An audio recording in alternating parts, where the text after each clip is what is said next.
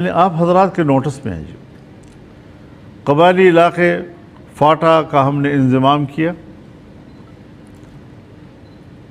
قطع نظر اس کے کہ وہ صحیح تھا یا غلط تھا، اس پر کیا اختلاف تھا، کیا قطع نظر اس کے،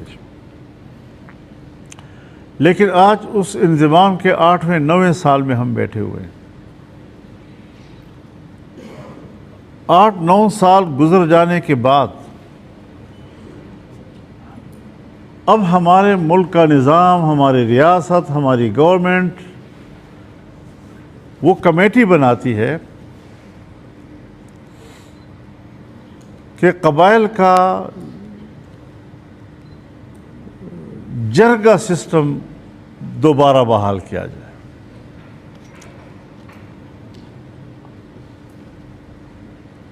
اب یہاں ایک سوال پیدا ہوتا ہے کہ جب ہم نتائج اخذ کرتے ہیں تو قبائلی دنیا میں اور فاٹا میں جو جرگہ ہوتا تھا وہ قومی ہوتا تھا، اور وہاں پر قیام امن کی ذمہ داری وہ وہاں کے اقوام پر اور قبائل پر ہوا کرتی تھی، جو انضمام کے بعد وہ گورنمنٹ کی طرف منتقل ہو گئی ہے۔ اب کل انضمام ضروری تھا سو آپ نے کر دیا، لیکن آج 9 سال کے بعد اس کے جرگہ سسٹم کو بحال کرنا، اس کی ضرورت کیوں پڑ گئی؟ میں ایک عام پاکستانی کی حیثیت سے یہ تاثر لے رہا ہوں، اگر میں غلط ہوں اور مجھے سمجھایا جائے میں آپ کی رائے کو سر آنکھوں پہ رکھوں گا، لیکن میرا تاثر ہے کہ انضمام کیا گیا فاٹا علاقوں کے وسائل تک رسائی کے لیے، سو ان کے وسائل تک جب رسائی حاصل ہو گئی اور پھر اب جب بدامنی آ گئی تو بدامنی کی ذمہ داری دوبارہ قبائلی عوام اور قوم پر ڈالی جا رہی ہے کہ اس کو آپ نے کنٹرول کرنا ہے۔ سو وسائل پر ریاست کا قبضہ ہو گیا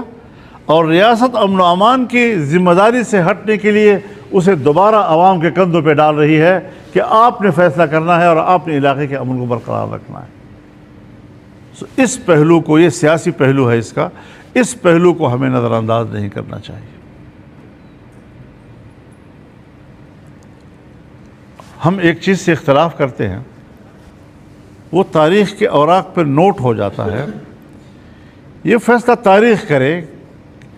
کہ میری رائے صحیح تھی یا آپ کی رائے صحیح تھی، اس کو زیر بحث لانے کی ضرورت نہیں ہے۔